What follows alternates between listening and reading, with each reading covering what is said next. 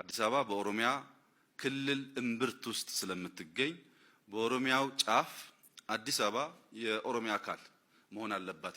አዲስ አበባ የማንናት የማን አይደለችም ብሎ የሚከራከሩ ሰዎች ምንድነው ከጭንቅላታቸው ጀርባ አስቀምጦ ስለዚህ ጉዳይ የሚነጋገሩት የሚለውን በራሱ አውድ ማየት ያስፈልጋል። ምን ታስቦ ነው የማንናት የሚባለው? ለምሳሌ እኔ አዲስ አበባ የኔ ናት ስል ያንተ አይደለችም እያልኩ ሆነ ስቻለሁ። የኔ ናት ማለት ግን ጥፋት አይደለም። የኔ ሆና ያንተ እንዳልሆነች ለመናገር የሚደረግ ሙከራ ከሆነ ግን ስህተት ነው። አዲስ አበባ የሁላችንም ናት። አዲስ አበባ በሚመለከት ታሪካዊ ዳራውን መመልከት በጣም ጠቃሚ ይሆናል። የፌዴራል ስርዓት ሲቋቋም አዲስ አበባ በኦሮሚያ ክልል እምብርት ውስጥ ስለምትገኝ በኦሮሚያው ጫፍ አዲስ አበባ የኦሮሚያ አካል መሆን አለባት የሚል ጠንካራ ጥያቄ አለ።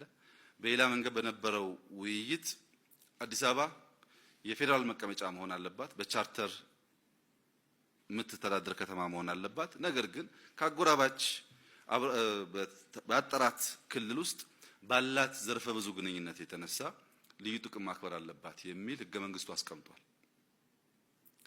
ይህን በሚመለከት የኢትዮጵያን ፖለቲካ አሁን ያለውን ሁኔታ በትክክለኛ አቅጣጫ እንዳይሄድ ባልባሌ ጉዳይ ጊዜ እንድናባክን የምንፈልግ ሰዎች ናቸው አጀንዳውን ኢንተርቴን የሚያደርጉት።